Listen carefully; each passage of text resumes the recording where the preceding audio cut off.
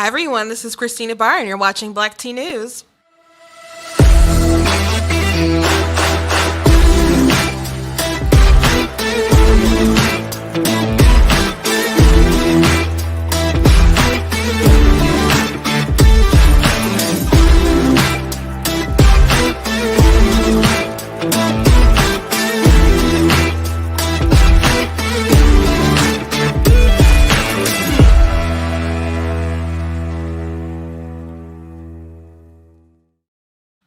Hello, it's Christina Barr. You're watching Black Tea News, and today we're going to be talking about some of this COVID madness as, I don't know, there's no cohesion as far as what the government wants to do, what they want to accomplish. It just seems like control and fear is the goal. Well, control is the goal. They need fear is the tool with how they achieve it, and there's just been a lot of inconsistencies with it.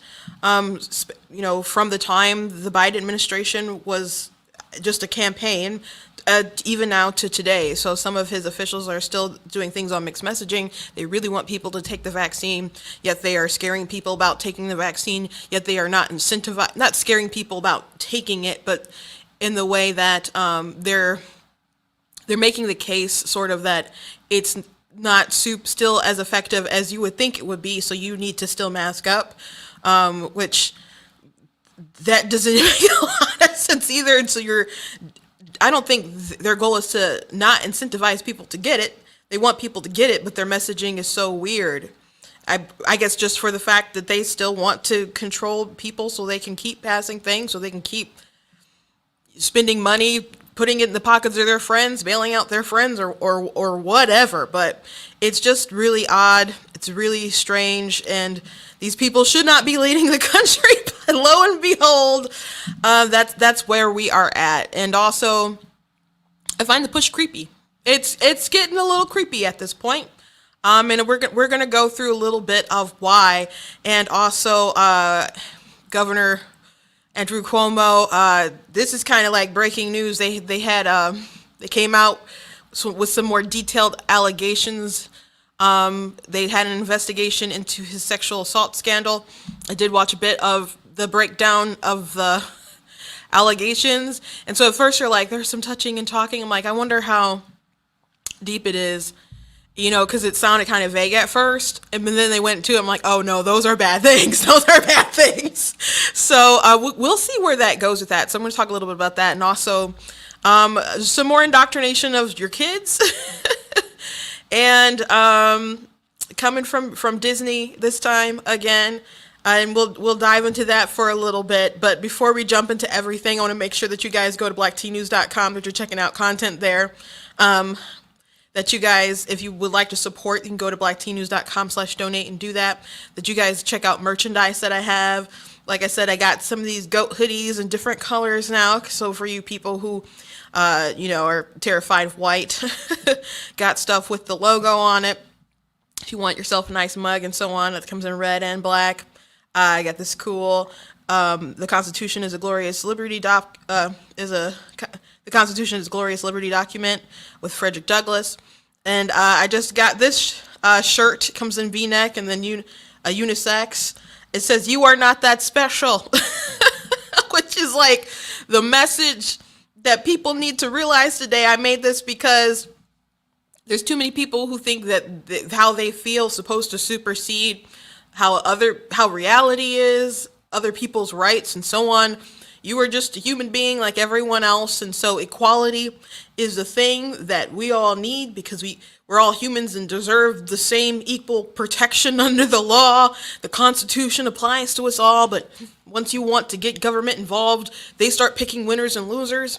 And I think everyone agrees that it's bad when the government has a lot of control, but they're willing to go along with it because the government can give them things that they want at times.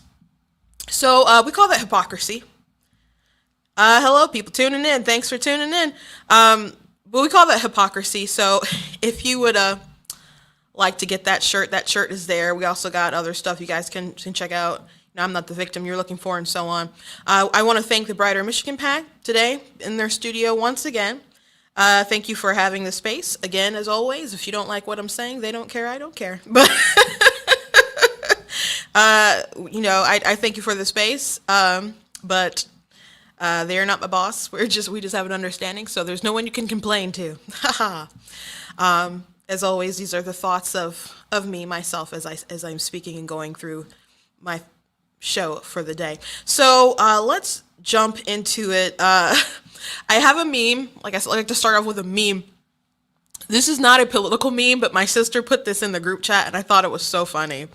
Your therapist, you need to let people in. Me, it's not locked. It's, cactus doorknob. And I'm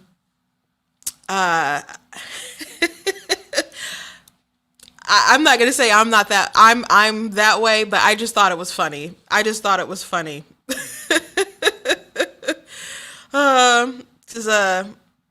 Just for reasons. Sometimes people are like that. And so I just thought it was a funny meme I wanted to share with you guys. I don't have a deep dive into it, but that's just what I wanted to share today because it made me laugh.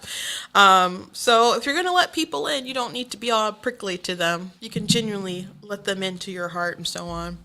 I feel like, I don't know. I don't think I'm too difficult of a person to get to know. I am extremely introverted, though.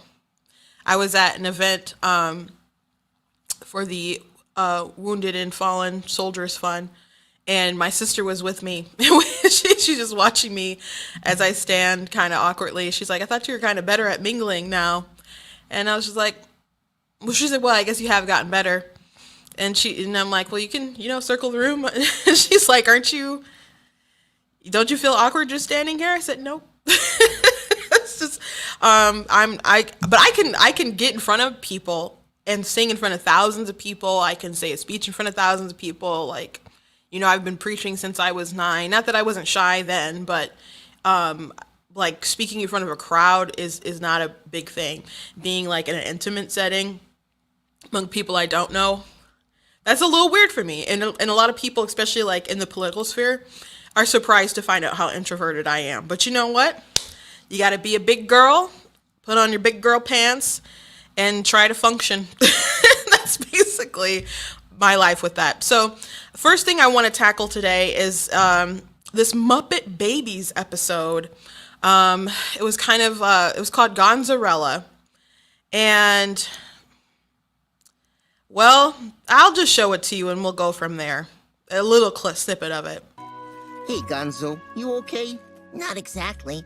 I really wish I could wear one of those princess dresses to the ball. Well, I hate to see a good pal feeling bad.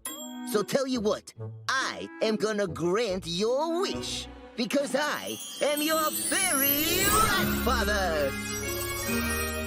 Bleepin' liverwurst! I didn't know you were a fairy rat father. Well, you never asked.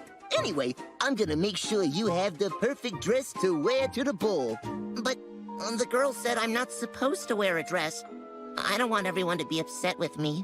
Well, if it makes you feel better, I can make your outfit so amazing, they won't even know it's you. You mean it? All right then, let's do it! You got it. Bippity boppity boom bah!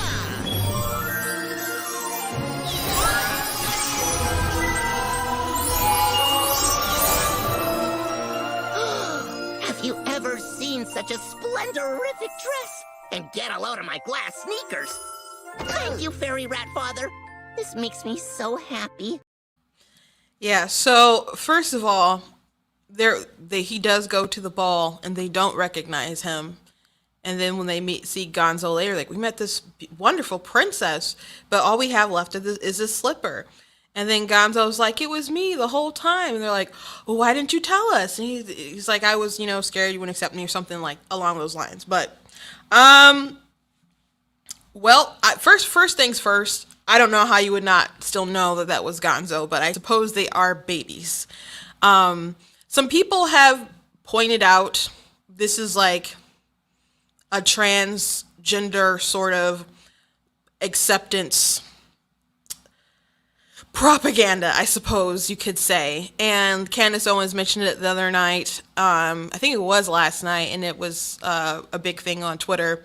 And Allie Stuckley, talked about, and other people. And so some people pointed out that Gonzo did wear dress and drag from time to time. Now, I was never into, I guess I would have been a little bit before I would have been watching that, I guess. Or like I would have been a little too young to know, and it's not like I've gone back in the archives. But he did dress and drag from time to time in the normal Muppet Show. And Jim Henson was, a bit of a hippie. Their Muppet Show, not for really kids, I guess. And the new one certainly is not. The new show certainly is not. But Muppet Babies, Muppet Babies is from ages 3 to 5. So if the goal of Muppet Babies, and when they are writing an episode, was we want to accept people, why did it have to be about Gonzo wearing a dress? So I see people trying to tether it away from like a trans agenda, trying to pretend like that's not what it's about. But at the same time, I think those people would still say there's nothing wrong with that. I just really dislike the dishonesty about things. Because at the same time, people will say things like, oh, it's people aren't just, it isn't trying to make it a trend or whatever, but you obviously see things everywhere. People change characters, established characters, or they'll take an intellectual property, or they'll do whatever to make it really, really mainstream. And then they'll be like, it's not a trend. Well, it's not an accurate reflection of society. So, Ben Shapiro did a book some time ago called Primetime Propaganda. And the premise, and he got a lot of people in Hollywood who were interviewed by him, who just, I guess, opened to him about a lot of different things. But people don't only write TV to entertain or to tell their story. There's people out there who write TV because they want to form society. And that's not just a TV thing. That's an entertainment thing. It's been going on for a long time with, and sometimes you see people do that in a really, really positive direction sort of way, and it'll have a really positive impact. Like Uncle Tom's Cabin had a very positive impact on the world that helped in slavery. And sometimes people just write to tell their story, but there's a lot of people out there who will write things to have an agenda. Like you've lived through the past year. I'm sure you've seen a lot of COVID related dramas. But you've seen a lot of Black Lives Matter stuff on TV. Like I talked about this a lot. I've played a clip from the TV show SWAT that was like, it was impressive propaganda, but it was propaganda. So, and people include things, put it in TV so hard. There was a terrible episode of Arrow when it was like a gun control episode. And they're like, we got to get together and we got to solve things. And then they like introduced a bill, and they didn't even explain what the bill did that would solve the problem. I'm like, oh yeah, this is just this magical hero magic. Like, we got to find a solution, but you're not going to explain what the solution is. Okay. It was just such a dumb, like, afternoon special sort of TV show episode. It was so awful. But the same writer of the episode, I believe it was the writer, it might have been someone else had to do with, I don't think it was executive producer, but I think it was one of the writers of that episode, had also said something in the past about like shooting Paul Ryan or hurting Paul Ryan. So I'm like, I don't think these people have consistent values, but they were so determined to do like an anti-gun episode, and they tried to have some people with different perspectives in there, but some of the things they were saying were just so dumb on like the anti-gun side. So some people just want to get their viewpoint across, and we're seeing that a lot with comic books, really, really a lot with comic books. And even a lot with American TV. That's why at this point of time, you see a lot of people turning toward things like anime and manga. Manga sales are like outdoing, Marvel and DC. You got like, I believe it's like One Piece outselling like Batman. And I never would give One Piece a chance because I didn't like the art, to be frank with you. For those of you who might know what that is. It used to come on Toonami back in the day on Cartoon Network when I was a bit younger then. When I was a bit younger. So Muppet Babies having Gonzo wanting to wear a dress and to the ball, and the whole, well, I didn't know that they'd accept me, and then the end being okay with it. Like I said, there's a lot of stories that you can tell about people accepting people's differences, which I myself have written a children's book about that. It was about an alligator who played an instrument. And I did it like a high school project, and I went to like schools. We went to like a elementary school or preschool something, and read it for the kids. I lost that file, so I have to like remake it. But everyone really liked the book. But the point is that there's so many different ways. It's not an original idea for storytelling, and but it's something that is a theme, especially for children. But them telling it through Gonzo wanting to wear a dress and be a Cinderella, who is like still a hideous looking Cinderella. I don't care how pretty that dress was. The dress was ugly, by the way. The dress was not cute.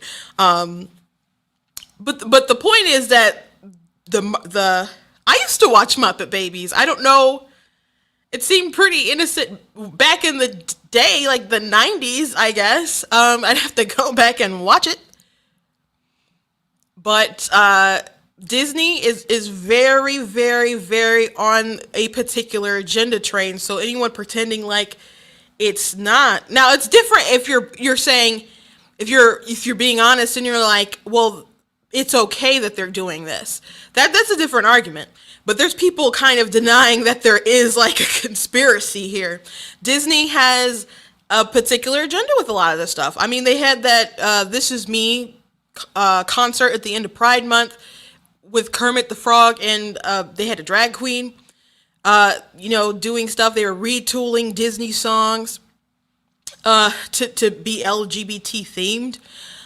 But let's go back to Gina Carano, who got in trouble. Now, Disney flat out slandered her. Disney, Lucasfilm, whatever. They slandered her about the reason why they fired her. The reason, well, originally they were mad at her because she tweeted out beep bop boop, because there were some people like, why don't you put your gender in your profile? Why don't you put your gender in your profile? And if you're not familiar with who Gina Carano is, she was on The Mandalorian. She was a Cara Dune. I think that's what her character was. I didn't watch it, but she's a cool chick though. So she put out beep bop boop because people were like harassing her about putting her pronouns in her profile. So then people were upset, and so Disney was like, you gotta apologize. And so she was willing to do that, but she wasn't willing to just say a fake one. So she explained to them. They had publicists or people come to her house, talk to her. They had like their special LGBT department or whatever talk to her. And so they said her problem was that she wanted to explain everything with facts and logic, and they needed emotion. That's like what she explained when she was like on the Ben Shapiro Daily Special or whatever. And so what they wanted to do, they wanted her to get on a Zoom call with like 40 LGBT people. And it sounded like they wanted had like a struggle session, like her say her piece or a little bit, or just kind of maybe apologize to all of them or something. But she was like, I don't want to do that, because she's like, they could record it. It probably was for them to just kind of bash her, and her to be like nodding her head like, I apologize, I'm a terrible white woman, cis white woman. That was probably what it was going to be. So she said, how about I take out a couple people and I explain to them the situation, and I get to know them, they get to know me, we can look into each other's eyes, see that, there's no animosity or whatever there. And Disney didn't like that. Disney, Lucasfilm, whatever. And so basically they stopped taking her, they took her off like the promotion stuff, and they didn't talk to her. So she kept like posting, I don't know, sort of right-leaning things here and there, stuff about masking, and she posted a meme that made a comparison to the Holocaust, and it was just along the lines of bad things happen when you start to censor people, or you convince your neighbors to start censoring each other, which some people don't like that you make any kind of comparison. I thought what she said was fine, and I don't care if you're offended by that, but I thought what she said was fine. But then Disney was like, she disrespected the different faiths and all this other kind of stuff. They totally misrepresented her statement, and was like, we're not doing any more work with her. And that's how she found out she was not going to be on The Mandalorian anymore. And so at that point, after that, the Daily Wire connected with her, and she's going to produce a movie with them. And so I don't know where they, at least with that's what they announced then, I don't know where they all are along those lines. I did a more in-depth video talking about it if you want to go to my website or you want to go to my YouTube page and find it. But the thing I thought, there's a video I did with 5 major takeaways from it. And the number one that I felt was like the darndest thing was the fact that it was not someone who was like, she was trying to figure out her ideology. She's just someone who's, I don't know what her upbringing is. I don't know if she's always maybe had some conservative values and just now start to solidify them. But she was someone who was pretty much like, I'm an adult now, I should really kind of start paying attention. And so she was moldable, I guess you could say. And instead of being the tolerant left and reaching out and just trying to get with the logic train or something, and people trying to explain both sides and be accepting and see if maybe she would go to their side, they totally ostracized her, they slandered her, and now she's working with the Daily Wire. So good job, everybody. Good job. So, but anyway, Disney has departments for and their own little mob within, you know, the mouse kingdom for these particular agendas. So for people pretending that there's not some subtext of transgenderism in that, trying to blur the lines of men and women, male and female and stuff, I just can't take it seriously. But you're entitled to your opinion. You're entitled to your opinion. To the parents who might have been horrified by the Gonzarella arc, Disney's just going to keep doing stuff like that until their pockets hurt, and they're Disney and their pockets don't hurt. So if you plan on seeing Spider-Man No Way Home and Doctor Strange 2 and other things and supporting them, they're going to still keep making money. I don't think they care about your outrage. They're very much into their agenda. So as long as you have Disney Plus, they'll keep making this stuff. So don't let your kids watch it. That's my advice. Don't let your kids watch it, and you should probably consider if you're ready to make that leap and boycott too. But you can complain all that you want. They don't. I don't think they care. I really don't think they care. You can outrage all you want, but unless you're willing to do something that starts hurting their pocketbooks, they're Disney. They control so much of the world, so much of it.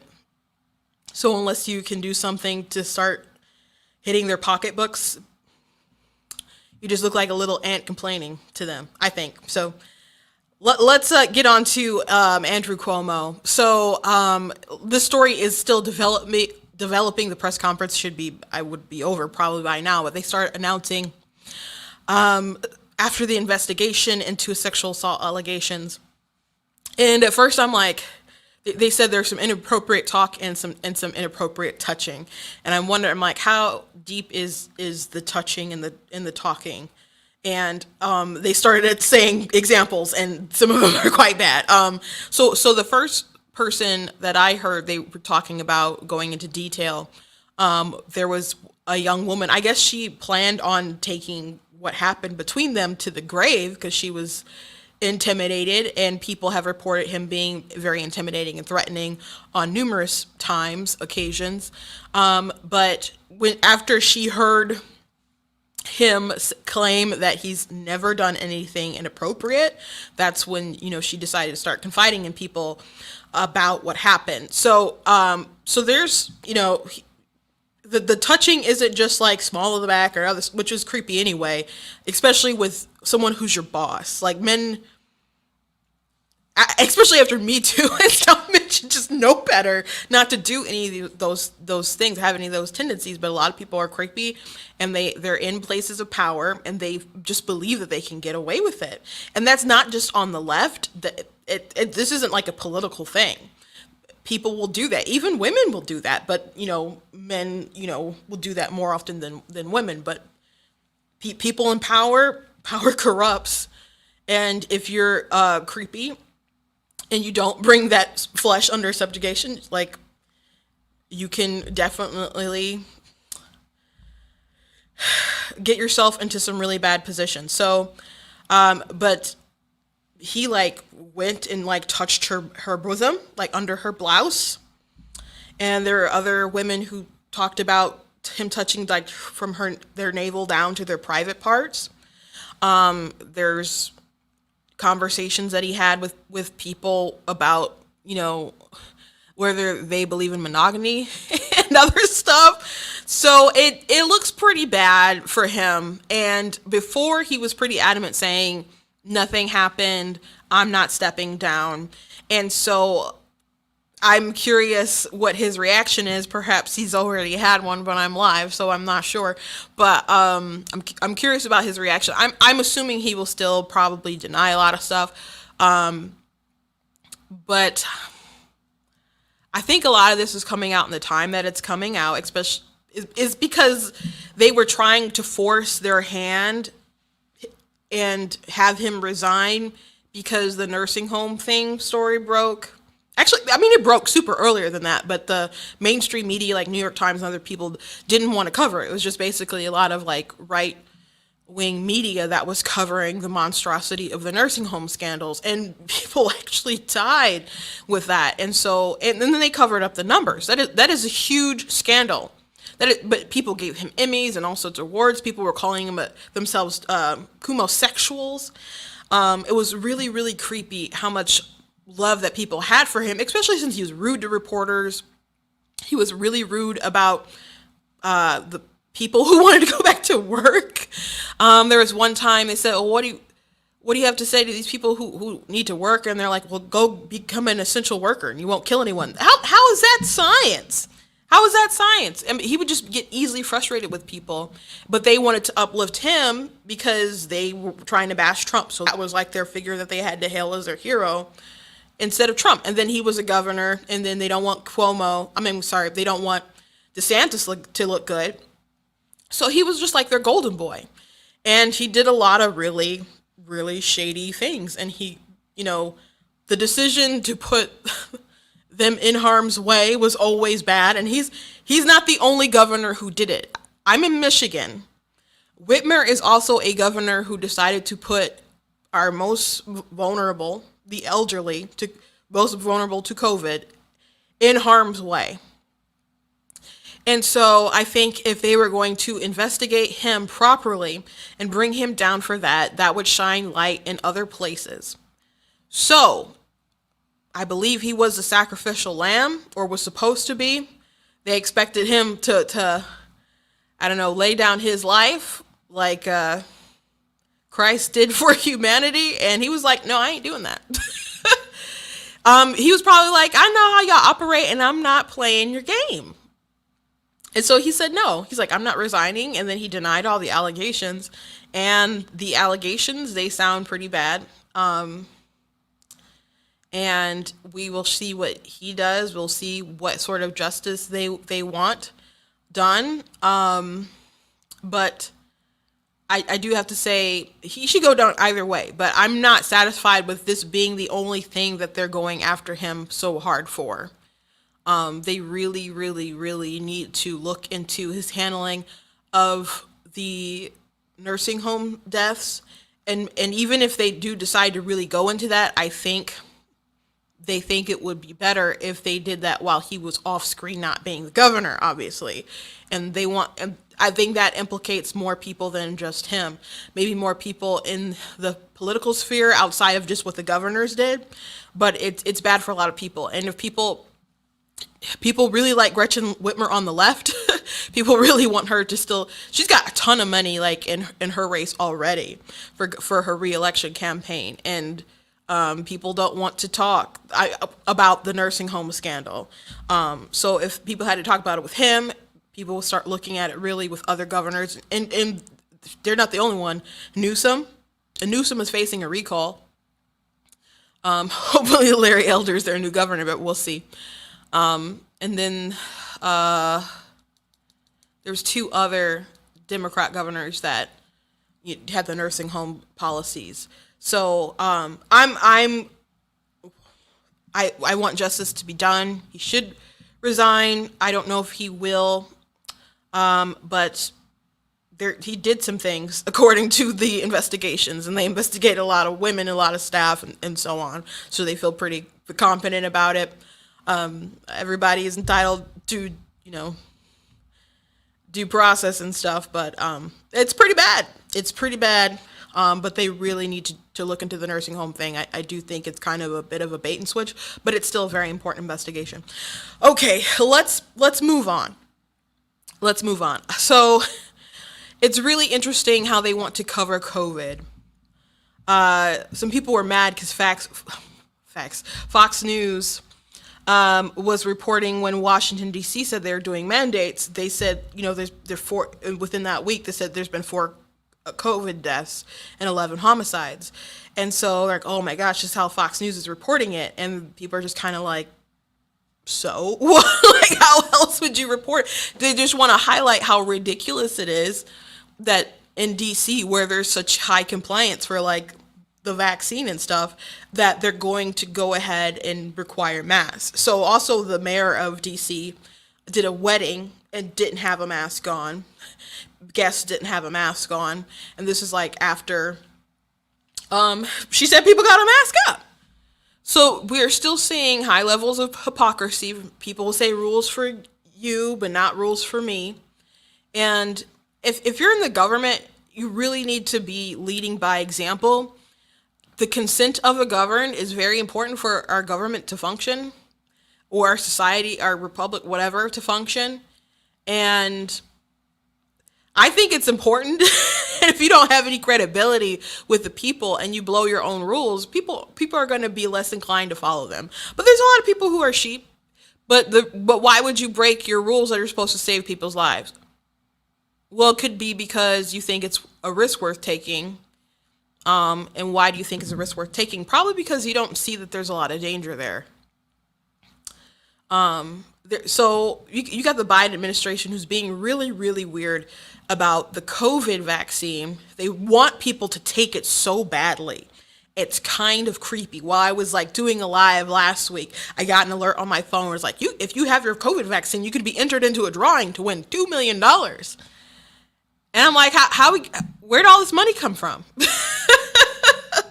You have President Biden who's telling people to take funds from like the COVID relief bill and to give it to $100 to everybody who has a vaccine, who takes it. What? just dishing out that money? Like, how many people didn't get funds for their business and they got shut down, but you want to give people just money for taking the vaccine? It just seems creepy. I was in the grocery store one time and I heard, over the speaker they were talking about if you get your vaccine, you can be in a drawing to win like a year's worth of groceries or whatever. Certainly take that over $100, but I'm like, that's crazy. People are just pushing it so extreme. And so you got all these incentives and it's far greater than hot dogs and donuts from Krispy Kremes and Shake Shack and so on.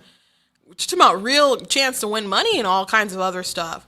So you have people really pushing, incentivizing that way, yet you have people trying to push the Delta variant and saying if you might still have to wear a mask because there's a chance that you could still be spreading it. And they're really playing up that small, teeny tiny chance that they might be spreading it if they're vaccinated. Why? other than them wanting to instill fear in people so they can keep having control and have excuses to pass whatever bills that they want. Like, I can't see another reason.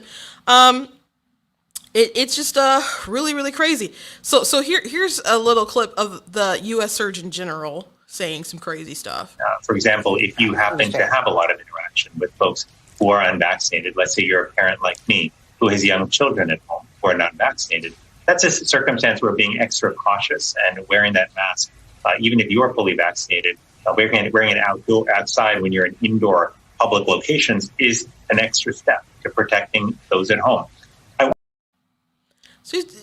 So what you want us to wear masks outside when we're playing with our kids, or you want us to wear masks when we're in homes? And like, if you're a vaccinated person, so you're disincentivizing it. People wanted to take the vaccine and stuff to go back to normal life. That was why some people just decided to do it, because they believed we're sick of being stuck inside. And yeah, I believe the complex of saving people's lives played into it too. But a lot of people, especially young people, just wanted to get back to normal life. And now you're saying, hey, you still have to mask up? That is crazy. So here's a NIH director, Francis Collins, saying basically we need to make life difficult to make people get it. They're going a step further and beginning to require proof of vaccinations, not just for employees, but even for customers in some cases. Audience members for Broadway plays and musicals will need to be vaccinated. Some bars in San Francisco and D.C. are requiring proof of vaccinations. Do you think, as a public health measure, it would be good for more businesses to require vaccine credentials in order to have vaccinated customers? As a public health person who wants to see this pandemic end, yes, I think anything we can do to encourage reluctant folks to get vaccinated because they'll want to be part of these public events, that's a good thing. I'm delighted to see employers like Disney and Walmart coming out and asking their staff now to be vaccinated. I'm glad to see the president has said all federal employees. I oversee NIH with 45,000 people need to also get vaccinated, or if they're not, to get regular testing, which is inconvenient. All of those steps, I think, are in the right direction. But I think maybe that's what it will take for some of those who've still been a little reluctant to say, okay, it's time. The data will support that decision. They are making the right choice for their own safety, but sometimes it takes a nudge.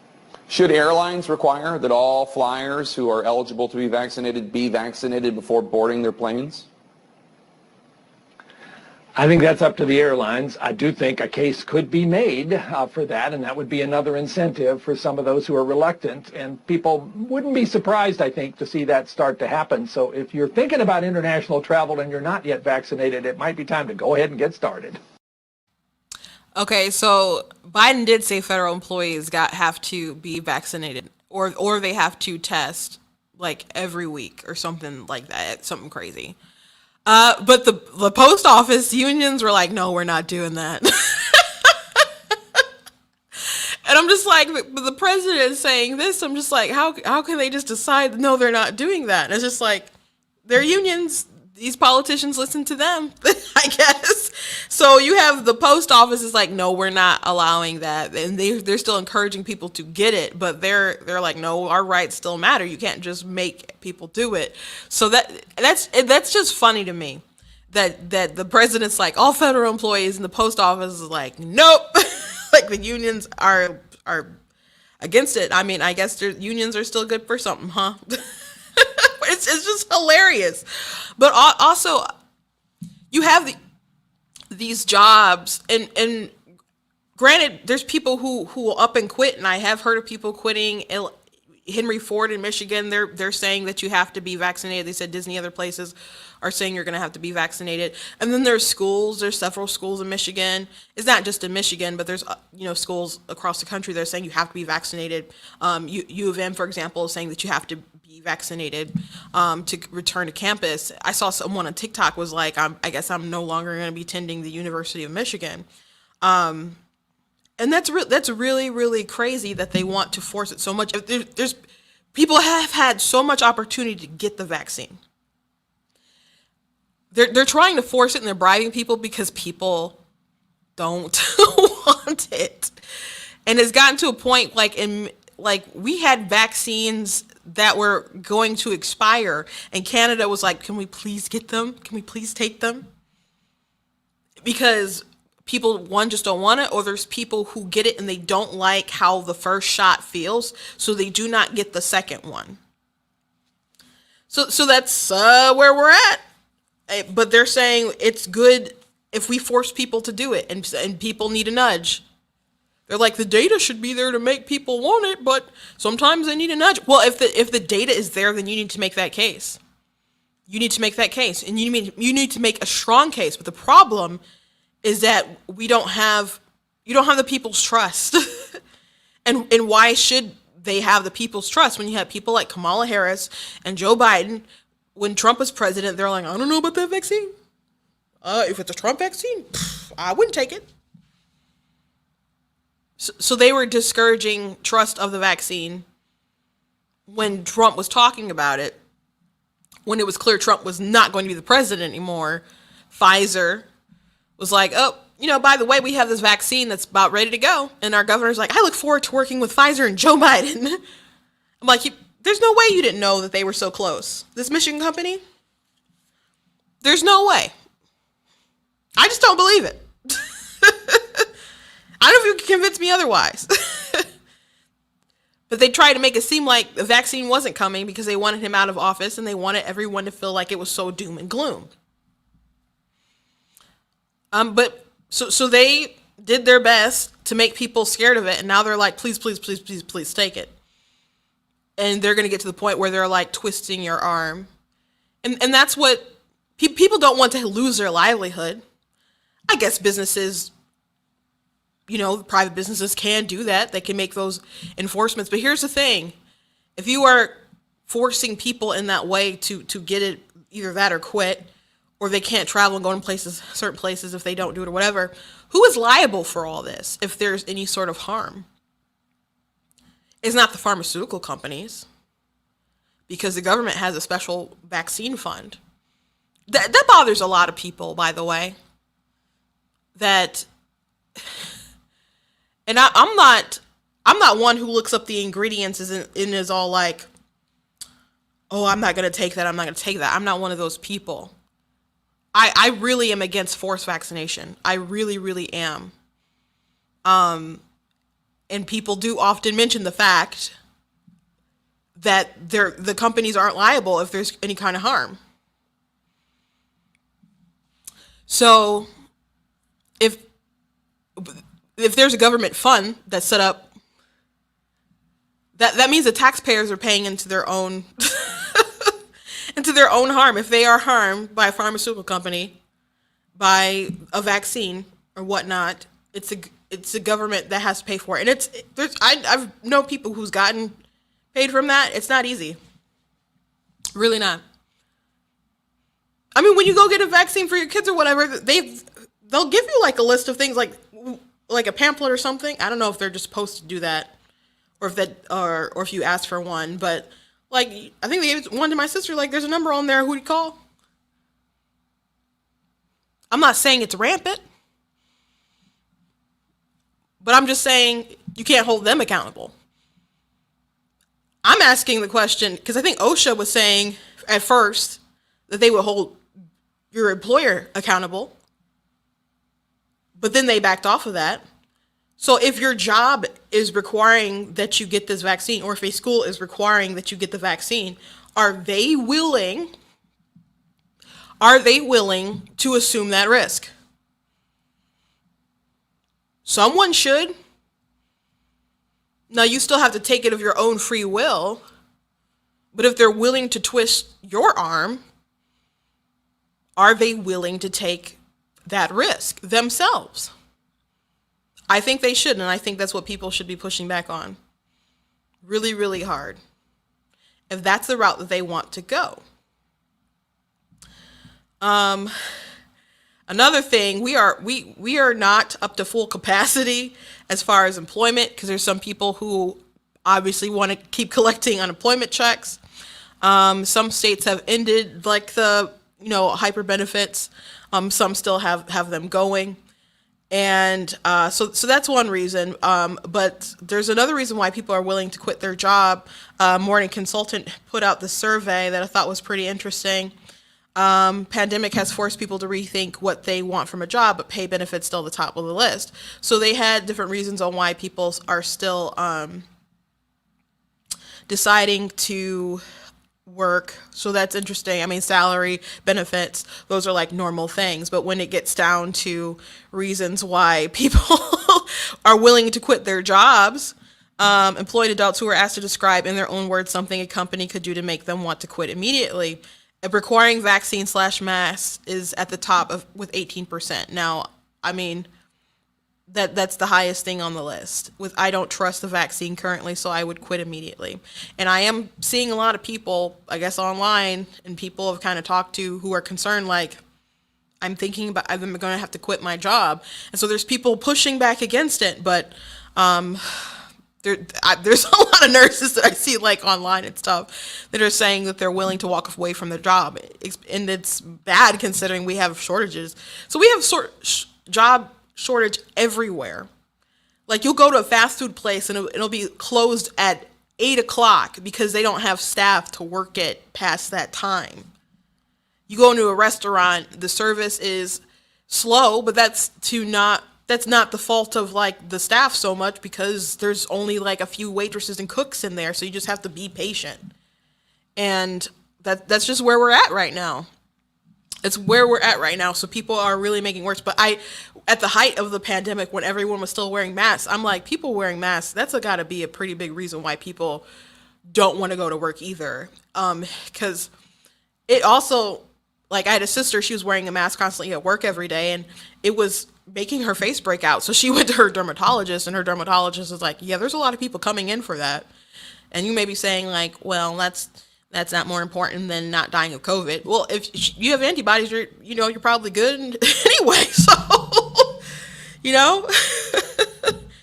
So, the thing about slowing the spread is that you also prolong the virus, though. So I don't think we should ever lock down, just to be honest. That's my opinion. So anyway, we have Dr. Fauci, who said something pretty crazy the other day. We're almost out of time, but I want to ask you about the reaction we've seen from prominent Republican governors. We've seen Florida Republican Governor DeSantis, Republican Governor Abbott of Texas, Governor Ducey in Arizona push back strongly against the notion of mask requirements. Let me read you a quote from Governor Ducey in Arizona. He said, Arizona does not allow mask mandates, vaccine passports, or discrimination in schools based on who is or isn't vaccinated. They are arguing that this is individual responsibility and an individual's right to decide. What is your answer to these are Republican governors in some of the largest states in our country? Well, John, I disagree with them. I respectfully disagree with them. The fact is, there are things that are individual responsibilities that one has, and there are things that have to do with you individually, which also impact others.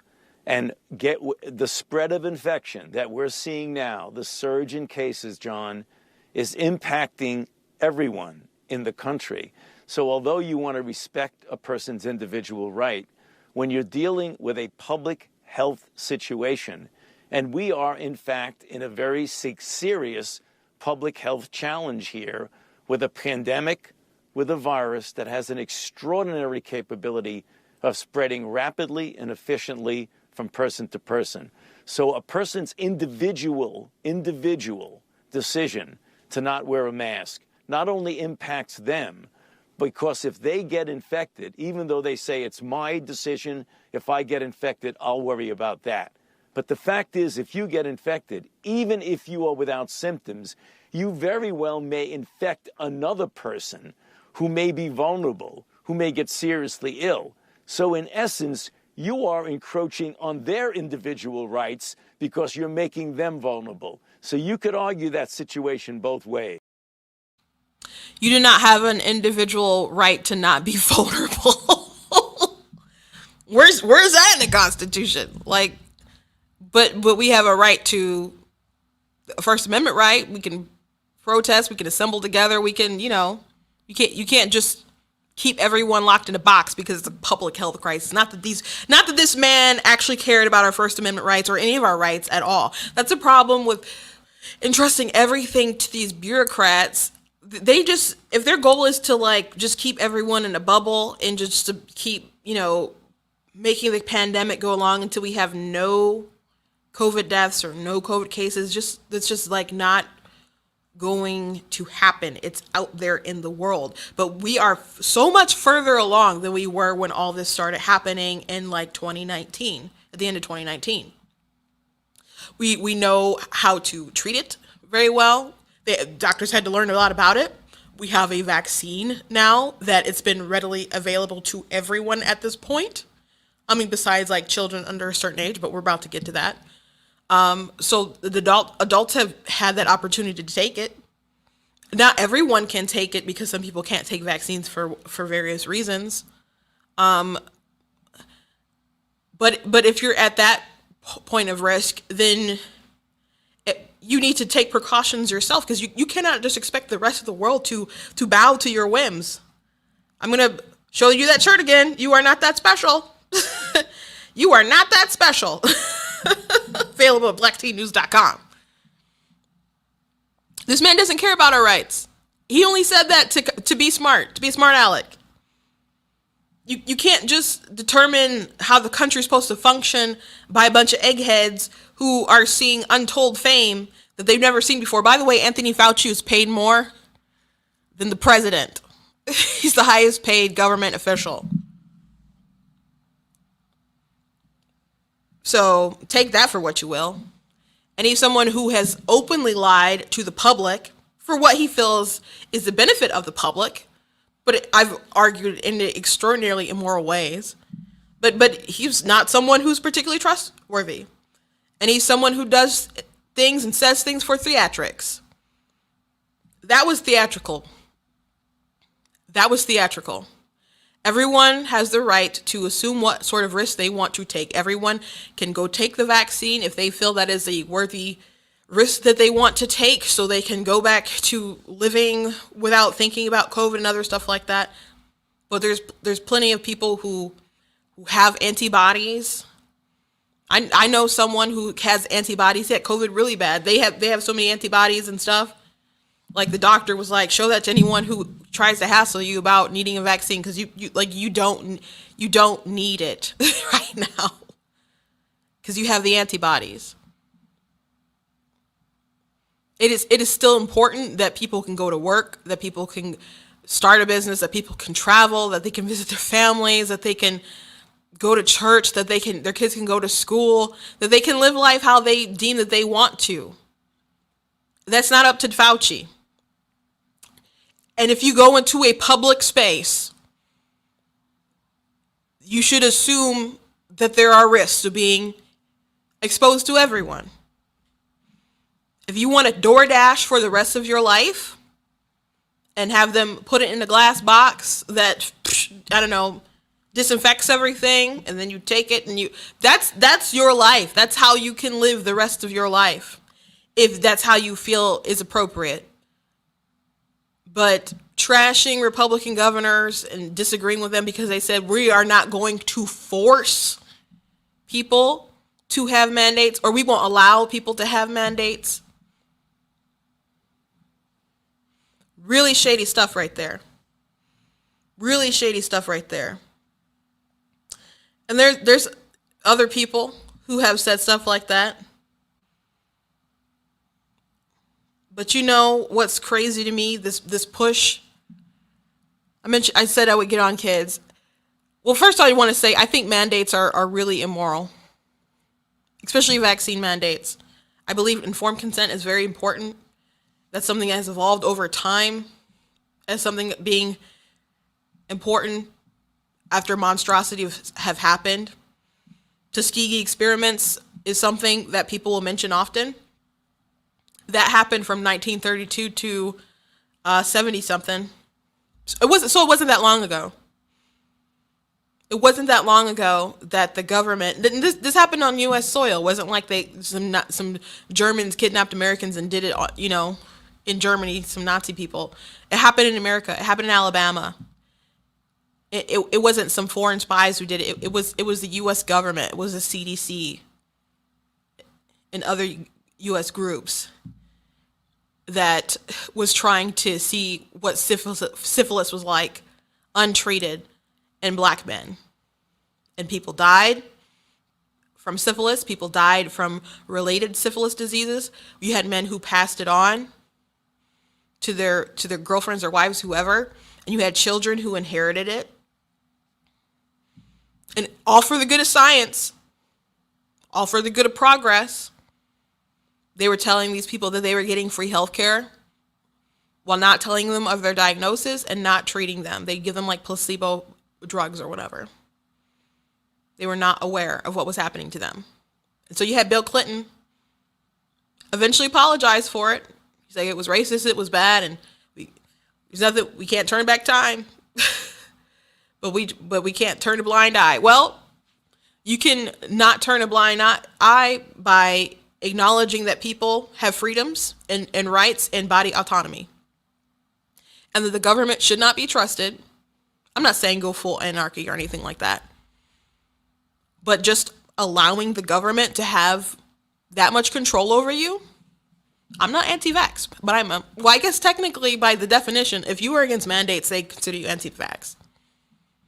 I think they're immoral. And you don't even have to go as far back as the Tuskegee experiments. You can just go, look at abortion today. You have elected officials that know it's a life in the womb, that it's not just a clump of cells. What a baby looks at, what it looks like at 15 weeks, 16 weeks, 17 weeks, so on. But they will ignore the child in the conversation. They only refer to it as like women's health, women's rights. They'll just ignore an entire human being or pretend it's not human. They'll dehumanize them. Much like what people had to do to ignore slavery, the atrocity of slavery, they dehumanize them. Disguise it as other sort of rights issues or whatever, so they can keep doing whatever they want. I don't know what all the purpose is with their fetish with it.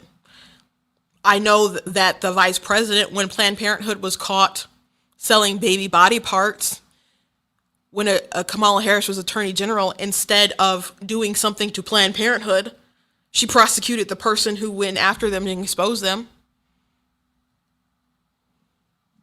For what heinous reason, I don't know. I don't even want to fathom. Joe Biden said a line the other day. They were saying, Republicans are saying that you guys want to defund the police. He's like, well, some Republicans say we're drinking the blood of children. Some people thought that was a good line. Most people are like, what? I'm not saying they're drinking the blood of children.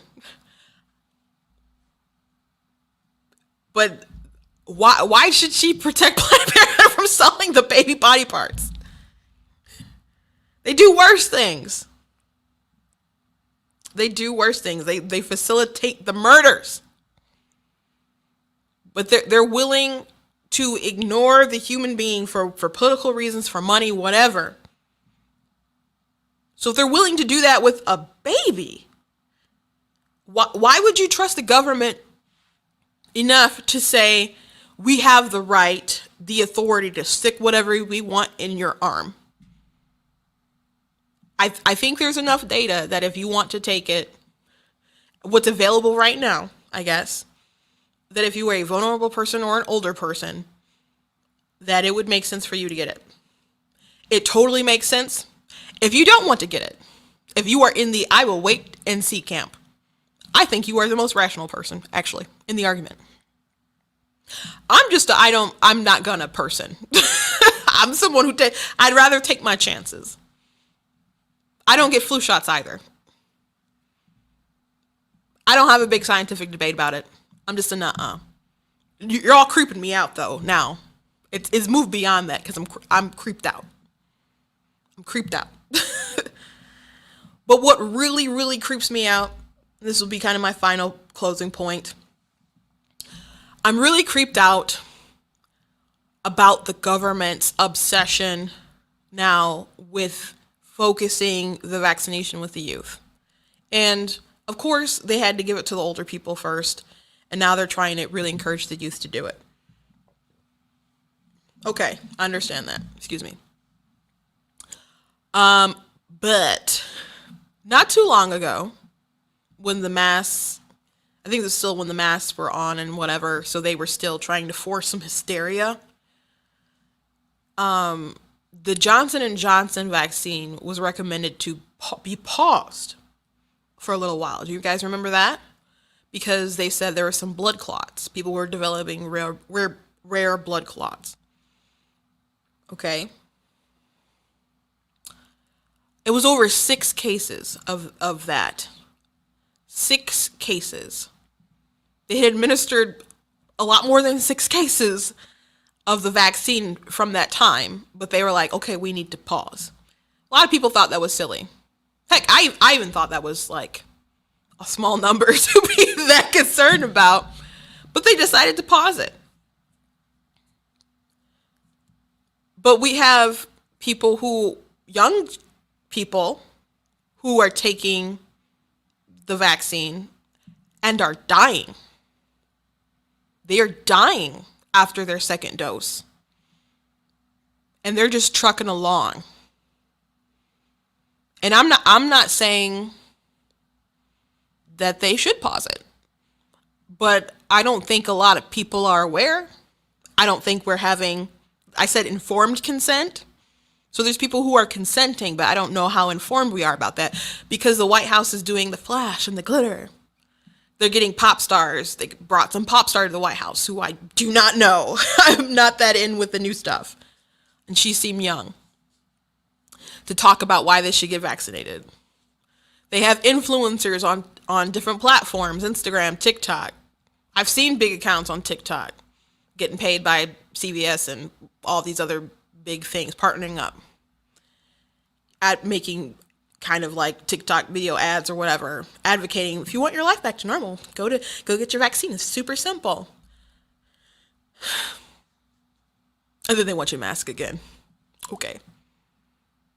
But they're doing this push.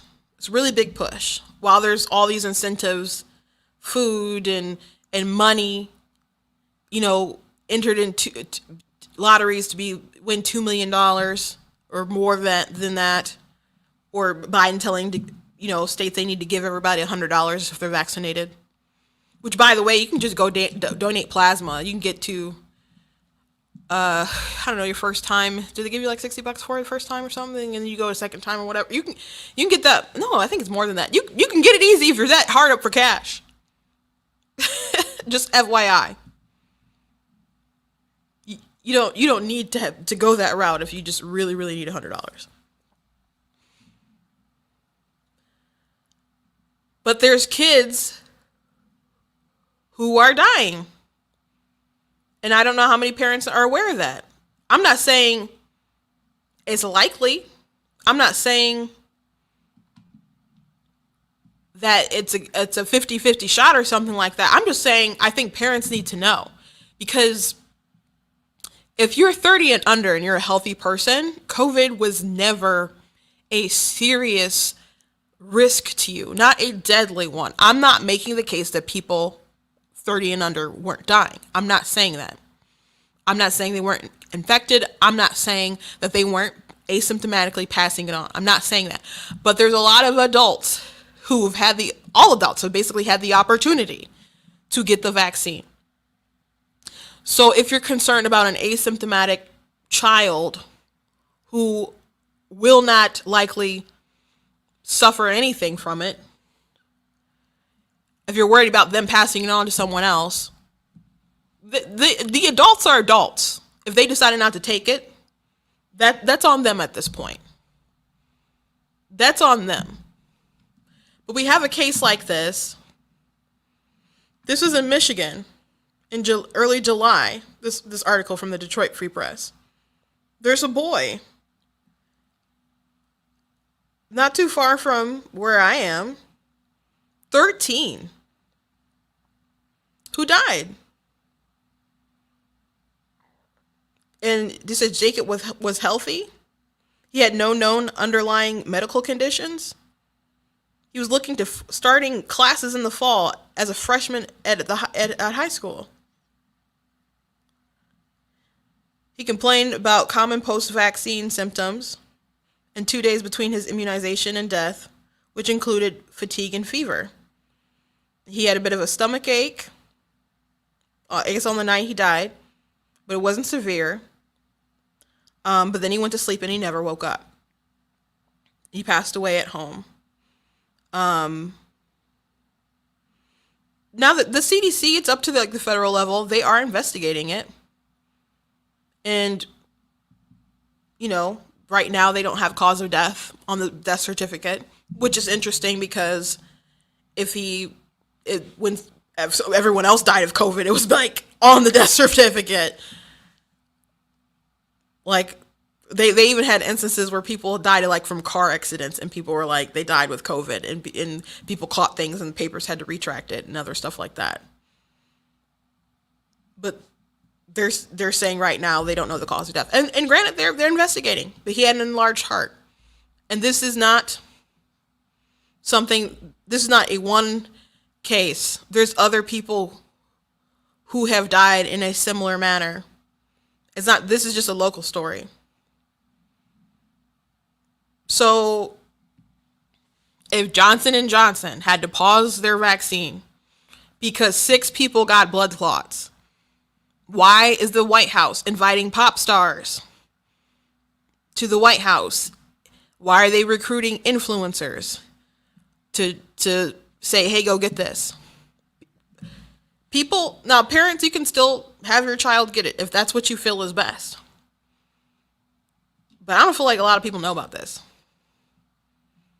That those risks are there. Personally, I don't understand it.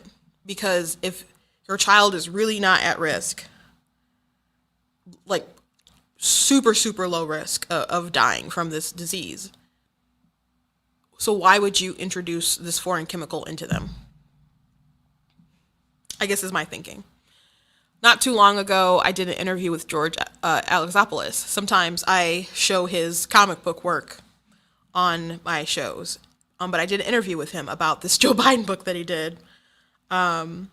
Which was a horror comic, horror political comic. And it was about Joe Biden eating children and other things. But the premise of the story, it dealt with a couple of political topics. But the underlining theme was that in a normal functioning society, and moral one, parents normally are willing to sacrifice themselves for their children.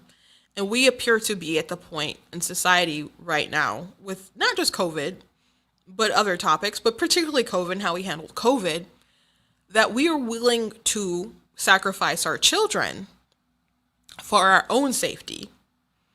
And that's not how it's supposed to work. So if you're saying that you need to get the kids need to be vaccinated so they don't pass it on asymptomatically to someone else, some adult or something. Adults can decide whether they're going to take it or not. And if you're an adult who can't take it, then you need to take other sort of measures to protect yourself. It's not on a 13-year-old to get vaccinated, to assume that risk so someone else is protected. It's not on that. It's not on them. It's not on them. And as a parent, your priority should be to protect your family. At the end of the day, you got to decide what's right. They have to decide what's right. And there's an example with this 13-year-old boy, but it's also young kids in college. There was a young woman. She might have been 20, maybe 19, 20, something like that in that range, college age range, obviously. But after her second dose, she died as well. I'm not saying that this is a high possibility, but you need to understand that it is a possibility. And I really don't see people talking about it. But there is still a really big push. And I'll repeat this one more time. They were willing to pause the Johnson & Johnson vaccine after 6 cases of reported blood clots. But there are cases of young people dying after taking their second dose. And they have enlarged hearts. And it's happening to men more than women. But they're still touting out the influencers and the pop stars to influence. You don't tout out a pop star because you want people to make an informed decision. You do that because they have an emotional influence to people. It's a trick. You might think it's a moral trick, but it's still a trick. It's still a trick. So, again, I want to reiterate, I'm not an anti-vaxxer. I haven't had a shot in a while. Not since I went to the Philippines in the 10th grade. So it's been a long time since I've had anything. And that was like a vaccine for, I don't know, a disease when I traveled. So and I guess if push came to shove, if that was the only way I could do mission work or something like that, I'd probably maybe bow down to that. Maybe that's the only scenario I can foresee me doing it. Because like I said, I would rather just assume the risk, and I'm an adult, and I can say here, and you can play this back whenever you need to, that I'm willing to assume those risks. And at this point, all the adults who decided not to have assumed them as well. So, Creepy Joe is just really still creepy. And that's, I guess, all I got to say. Well, thank you guys for tuning in today. Please visit blackteennews.com. If you guys want to donate, you can go to blackteennews.com/donate. I thank you to everyone who watches, who shares, who subscribes, who likes. Make sure that you're hitting those notification bells so you can know when I'm going live. It's just not enough to be subscribed. You have to actually notify yourself. So go ahead and do that. Make sure that you guys are sharing. I thank you guys for those who are sharing, who've come over from other platforms. I was really, really pumped last week to hit the 40,000 mark on my TikToks. It's averaging like 60,000 views a day. I was just kind of killing it last week. I know there's other people who are have bigger accounts, but I'm like consistently growing, and I'm thankful to everyone for that. So make sure you guys are liking, subscribing, sharing, and so on. Go to check out the merchandise at the store. Like I said, I got this goat hoodie in other colors. It is so comfy. It is really so comfy, guys. I got this Denounce White Supremacy, Defeat Joe Biden shirt with a list of some racist stuff he's done on the back. This cool I Am Not the Victim You're Looking For. For those of you who don't know, I write books. Those are available too. You can get these on Kindle. And I really like my You Are Not That Special shirt. You can get that in a V-neck, or you can get that in a unisex shirt, t-shirt. I'm going to be ordering that for myself because there's people that I really feel need to hear that. You are just not that special, sir, ma'am, whoever you are. And also you can get stuff with my logo on it. So thank you guys so much for watching. We'll have plenty of things to talk about tomorrow, especially, I guess, breaking more down some Andrew Cuomo news.